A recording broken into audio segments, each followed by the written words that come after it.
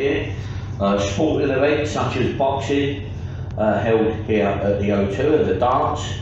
They also have stand-up comedy nightclubs all over here. He's worth a visit. And then just to the right of Morden Wharf, you can see the Emirates cable car.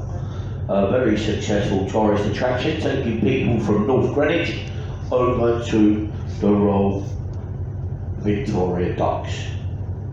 Now, as we start to turn, in the middle of the O2, you will see the hole in the roof, or Teflon, that's the material that it's made out of. This is the air ventilation shaft for the Blackwall Tunnel.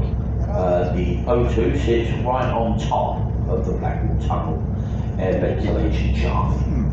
Now, as we turn back to your left, you're going to see a lovely view of Greenwich that hasn't changed for over 400 years. Painted by the famous painter Canaletto, and he painted that view from Island Gardens over to our right.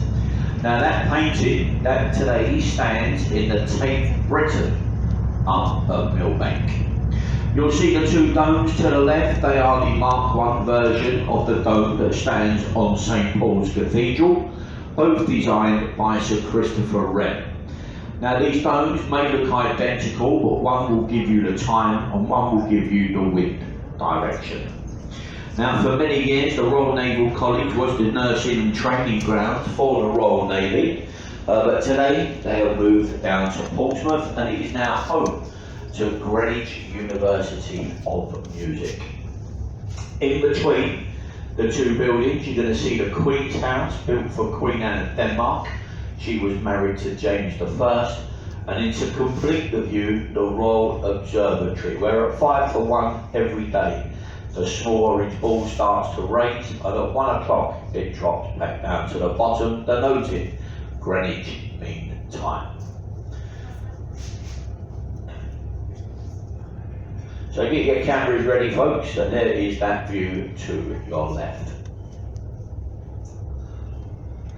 Then slightly ahead of us on the left, we've got the three Marston Spas at a Cutty Sark, built up in Scotland for the tea trade, bringing tea from China and India. Now she was built towards the end of the tea trade and spent most of her working life on the wool trade, bringing wool from Sydney, Australia back to London. She was the fastest vessel of her type and she had the record of just 63 days from Sydney back to London, which is very quick indeed. Well folks, as we start to leave Greenwich, there's not much to talk about on this first part of the trip. So what we tend to do is leave you in peace and quiet, have a little chat amongst yourselves. If you do require an audio guide, you scan the QR code that is on your leaflet, and that will give you access to the City Experiences app, and then you pick your audio language and listen to it via your phone. Any questions, don't hesitate to ask a member of staff. We will speak to you once we get a bit closer to London.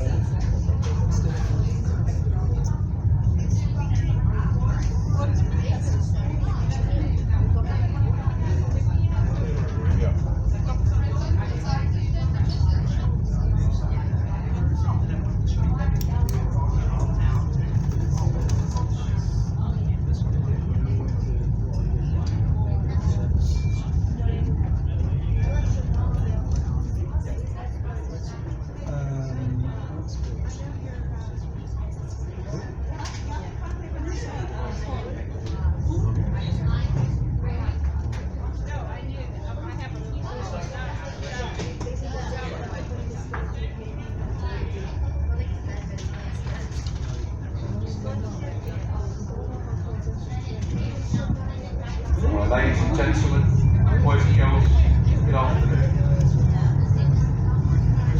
Good afternoon. Oh, that's a little bit better. Folks, you can see we're leaving Tower here, and very shortly we'll turn the boat around and we'll make our way up to Westminster, to Big Ben and the London Eye. Instead of just turning the boat around straight away, what we like to do on this boat, we like to take you across the river first of all, down towards the bridge, and then we turn the boat in front of the bridge for you, so you can all take a nice picture. And as we do that, we have to give you a safety announcement, a law requirement in London, not to alarm you of course, just to let you know that the boat's equipped with the up-to-date life-saving equipment. The life rafts on board are located on the outer roofs of the boat. They can be released from the wheel box. There are life jackets for all of you, and they're stored around the vessel, stored in compartments marked clearly with the green and white. And of course, our crew are fully trained. There are 3 of us on board today upstairs. All 3 of us are captains, freemen of the river, and we're here for your safety. And in the very unlikely event of an emergency today, good luck. I'm sure you'll be fine. Is everybody happy? Good. It's a beautiful day in London, and we like to keep you happy. I know a few of you did ask, as you got on the boat, if there'd be some sort of commentary on the way to Westminster. And what we do have on board is a computer that points out all of these buildings in a very boring way. So we don't use it. On this boat, we get better feedback when we do the commentaries live. So is that okay? Would you like a live commentary instead? No. Well, as I say, bear in mind, we are only the crew. So don't expect too much. But I'll do my best. And hopefully a few words might just make a difference to your journey. And we'll start ahead of us with the most photographed bridge in the world. Tower Bridge. And it opened 1894. Designed by Sir John Wolfbarry. And the bridge, it was designed in the Gothic style to blend in with the Tower of London on the left-hand side. It isn't as old as it looks. And as I'm sure you all know, Tower Bridge, it can be raised. It opens like a double-sided drawbridge to let any taller masted ships into the upper pool of London. It opens in less than 90 seconds. On average, it opens about 5 times a week. Ladies and gentlemen, would you like to see the bridge open? YouTube. Thousands of videos on YouTube. No, you can find out. There is a way to find out if the bridge will open whilst you're in London. Go onto their website, and on the website they have an online schedule of all the lift times for the next month. And it will be opening over the next couple of days. So you can come down and get some nice photos. And at the top of Tower Bridge now, see the 2 walkways. The Tower Bridge exhibition. You can now go up there and you can walk across. And notice they've inserted a glass floor at the top. So you can go up there and look down. And I think a nice thing to do would be to stand up there looking down when a ship comes into London. I haven't got round to doing it yet, but I will do. If you are planning a visit to those glass walkways, one piece of advice. Ladies, do it on a trouser day. There's been reports of a very strange man standing at the bottom of that bridge, looking up with binoculars. Honestly, you'll be okay though if you go today. I've heard that strange man today is driving a boat. So you'll be okay today. There he is. Tower Bridge, it can open 364 days a year. There's only one day of the year when the bridge cannot lift. Does anyone know which day that might be? Correct. Have you been on a boat today? No. Oh, I see. So the only day of the year the bridge cannot open is the day of the London Marathon. And that's because 40,000 people run across it. so they can't really open it. Although I think they should, just a little bit. It's not hard enough, that race. Give them an obstacle to climb along the way. And the Tower of London on the right-hand side, has anyone been in there today? A few of you enjoyed it? Good. Steeped in history. And the building's been many things in its time, like a royal mint where they made money, an observatory, a prison, a palace, even a zoo at one time. Most famously known as a place of execution and torture. And on the river wall, the blocked up archway and the words "entry to the Traitors' Gate." And that is where you would have been taken years ago if you were found guilty of treason to the crown. If you were a traitor to the crown, then you would have been rowed down to here from Westminster, taken through that archway and taken to the bloody tower. And that's where they would have chopped off your head years ago with a large blunt axe. And if you were famous, they would have then dipped your head into a barrel of tar and stuck it on a spike on London Bridge to ward off any traitors to the crown. Of course, ladies and gentlemen, we don't do that in London today. We rehabilitate people now, and it works a treat. We have a warship on the left, HMS Belfast, built in the same shipyard as the Titanic, the ill-fated ship. And that was the Harland and Wolff shipyard, Belfast, Northern Ireland. She last saw action throughout the Korean campaign, and that's where she last fired her guns in anger. 6 guns at the back and 6 at the front. And each gun fires a 100-weight shell, 14 miles. A very powerful ship. Permanently moored in London now, an extension to the Imperial War Museum. And on the right-hand side, we have the White Building behind the tree. Water Guard House, it's called. And this building belongs to the King. This is His Majesty's Customs and Excise Building, which means that anything that's confiscated from you at our airports, too much alcohol, too many cigarettes, any drugs are taken to this building on the right. They are then put into a large incinerator, a big fire, and disposed of. So they say. I've lived in London my whole life, and I've passed that building about 10 times a day. I've never seen a puff of smoke come out of it. True story. But apparently their Christmas parties are out of this world. Probably still going on. The tallest building in the UK, up to the left, the Shard, and it stands at over 1,000 feet high. Inside the Shard, a 6-star hotel. Bars, restaurants, offices, apartments. Designed by an Italian architect called Renzo Piano. He designed the Shard of Glass. And the first bridge we pass under, London Bridge. The 5th London Bridge to stand here in 2,000 years. The first one was wooden, built by the Romans, and it burnt down. And as I'm sure you all know from the famous song, most of the others fell down, all but one, number 4. The 4th London Bridge in the 1970s, it started to sink. So we took it down and we sold it to an American. A businessman, Robert McCulloch, bought London Bridge and shipped it back to the US, where he rebuilt it at Lake Havasu City in Arizona, where it still stands today. And I meet many people that have seen the bridge, that live near the bridge, and I am told that it hasn't fallen down yet. So they're doing okay. On the left, for the children, look at the pirate ship in the dock. A working replica of Francis Drake's Golden Hind. Francis Drake was the first Englishman to sail a ship around the world. That ship has been around the world twice. And for the adults, one for you. As we pass under the next bridge, look into that glass box on the right-hand side.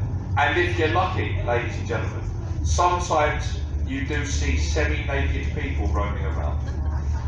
Inside that glass box, a health and relaxation spa. They thought they were clever putting it under a bridge so nobody could see them, and they forgot about us. I point it out every day, and believe me, some days are better than others. Some days are horrific. Honestly, some days you wish you never looked. And folks, there's a lovely pub on the left with the red windows.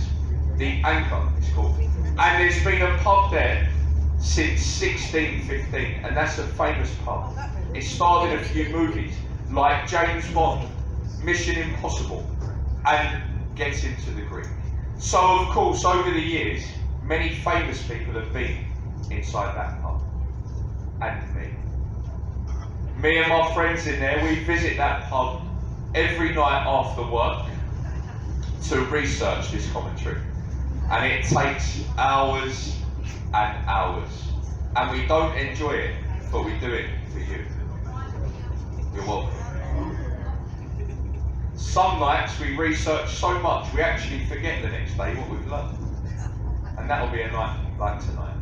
We'll be researching this evening. On the left-hand side, the round white building with the thatched roof, a replica of William Shakespeare's Globe Theatre, and the only building in London to be allowed a thatched roof since the Great Fire of London. And you can go inside.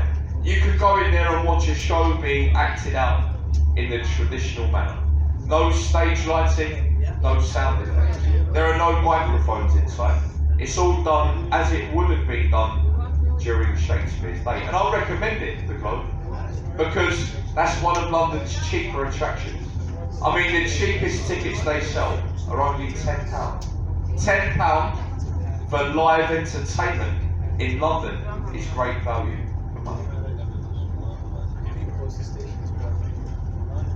Is everyone enjoying the live commentary so far?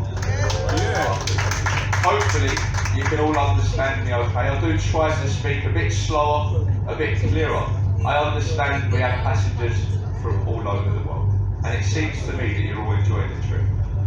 Now, up to the right is my favourite building in London, the Dome and the Golden Cross, St Paul's Cathedral, the masterpiece of Sir Christopher Wren. And it took them 35 years to construct it.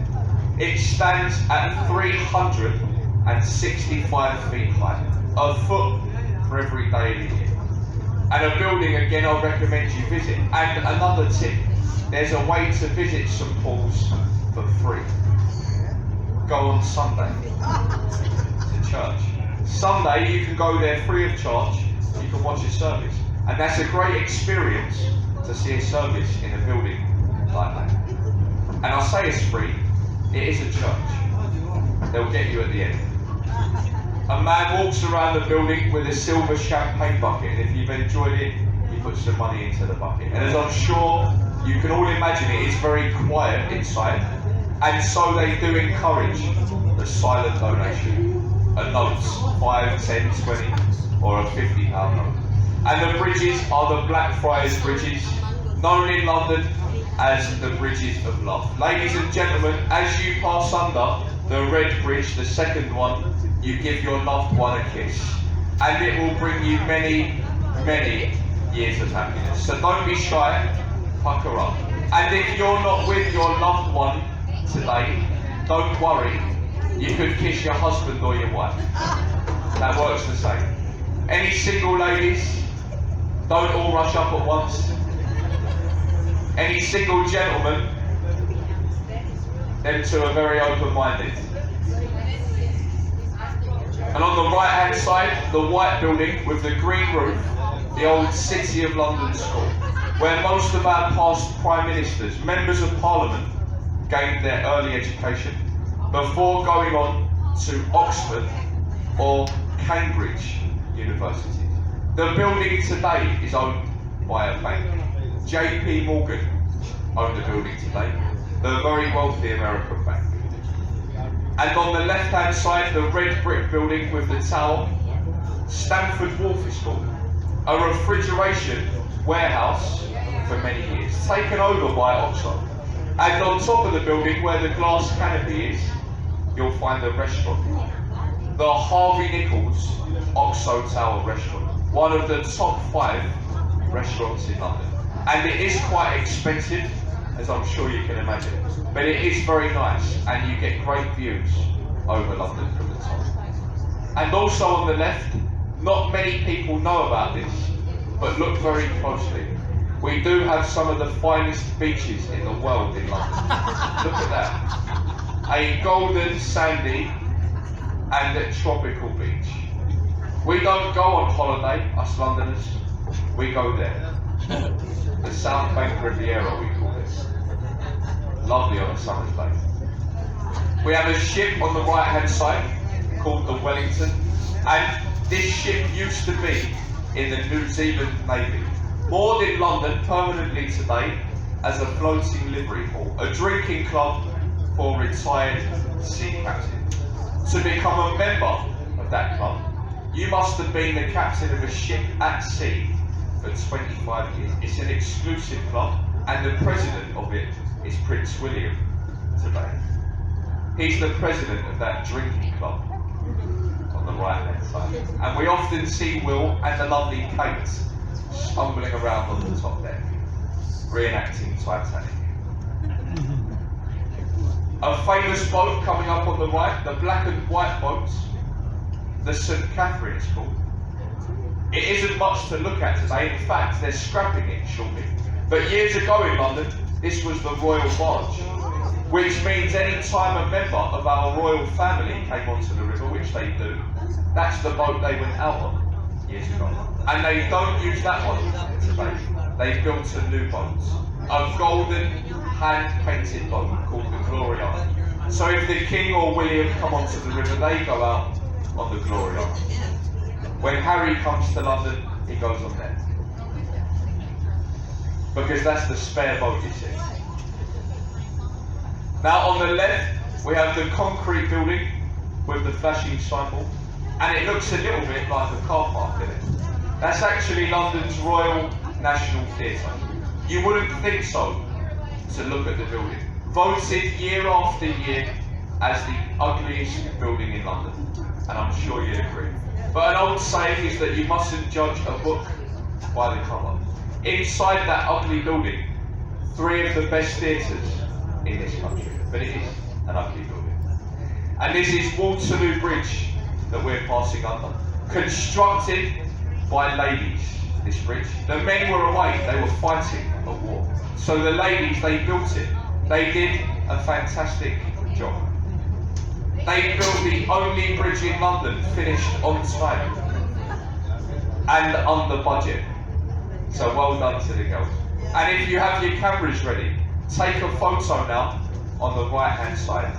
London's oldest monument. The stone column on the river wall. Cleopatra's Needle. 3,500 years old.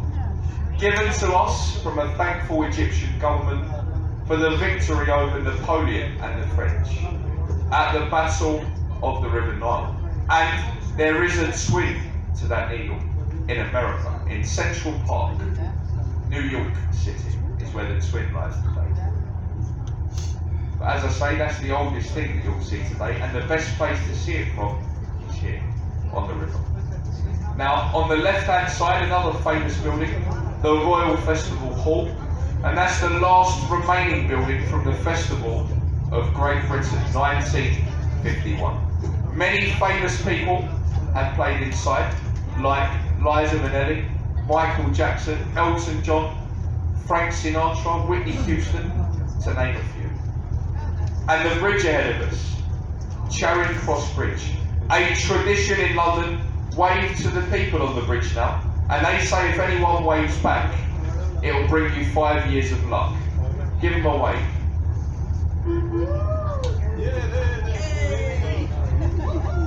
We pay that man to stand there doing that. He does a great job, he stands there all day. Really good. There's another one on the other side. Keep waving, keep smiling. And if they don't wave back, it means they're from London. Just like it. Miserable. Is anyone going on the London Eye today. A few of you are, and a nice day for it. On a day like today, you'll see 30 miles all over London. If you look that way to the west, you'll see the turrets of Windsor Castle. And if you look down to the east, you can see as far as Dartford Bridge in Kent. So you can see 30 miles. It stands 450 feet tall. 32 capsules. Each capsule represents an area of London. There are 32 boroughs in London. And each capsule can carry 25 people. On a very clear day, say you see 30 miles. And you can even hire out a glass capsule now for £1,000. And ladies and gentlemen, believe it or not, you can now get married on the London Eye. And I don't recommend it. Marriage. The London Eye, a great attraction. Marriage, not so much. It's also saying the top places in the world for marriage proposals. In the top 10 it is. Number 1, the Eiffel Tower at Paris. Now, ahead of us on the right, there's the last building I'd like to mention for you today. And before we go any further, what we're going to do is turn the boat and we're going to let you listen to Big Ben. We've timed it perfectly. Look at that.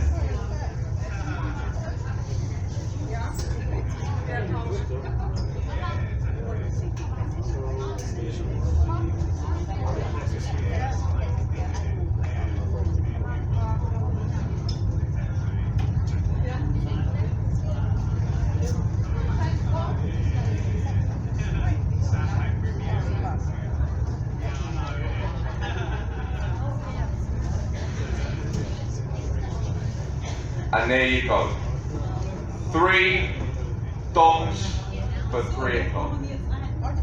And in 1 hour, there'll be 4 dongs for 4 o'clock. In 2 hours, 5 for 5 o'clock. The most exciting part of the day, ladies and gentlemen, 12 o'clock. The clock tower, the name of it, is the Queen Elizabeth Tower.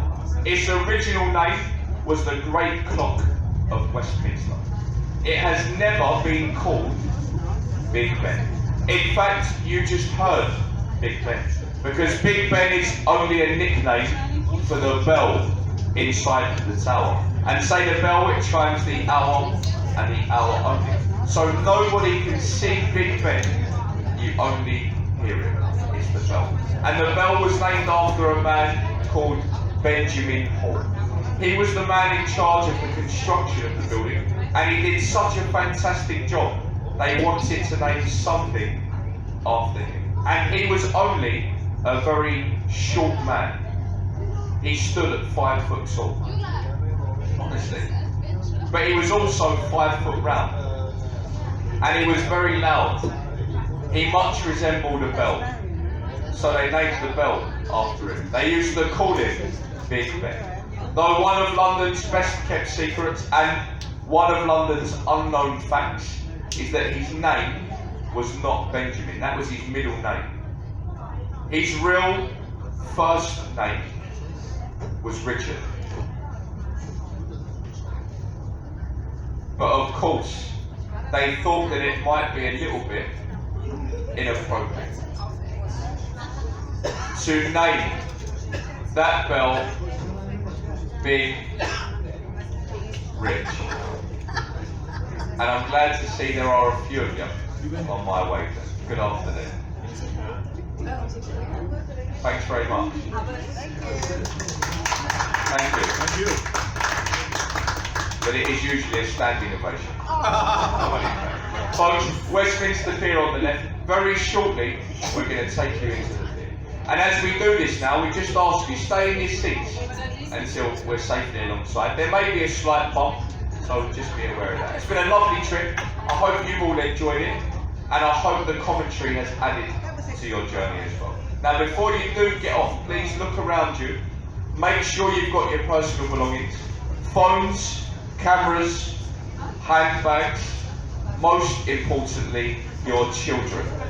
It is quite shocking the amount of people that like to leave their children on this boat. Please don't. My friend in there has 6 at home now, and they all speak different languages. Had enough. No more kids. And folks, the very last thing we mentioned, it's only a word about the commentary along the way.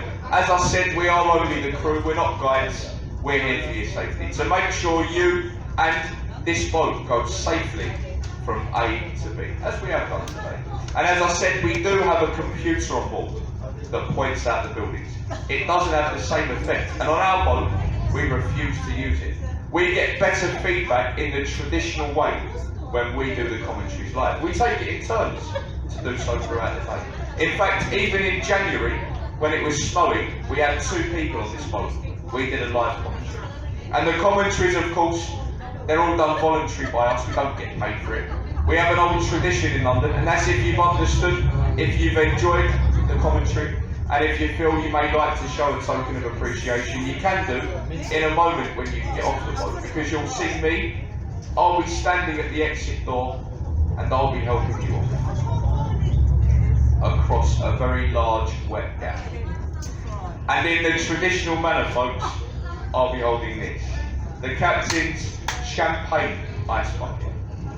And the tradition in London, if you've understood, if you've enjoyed it, feel free, drop a few bob into our tip bucket as you get off the boat. And if you don't know what a few bob may be, don't worry, because we do now accept Visa, MasterCard, American Express, Rolexes, 5, 10, 20, £50 notes. We encourage the silent donation too. And whatever we collect in here does not go to waste, I can assure you. It goes to research. The research we carry out after work. Feel free to join us. Thank you very much, everyone. Thanks for your kind attention. Enjoy the rest of your day.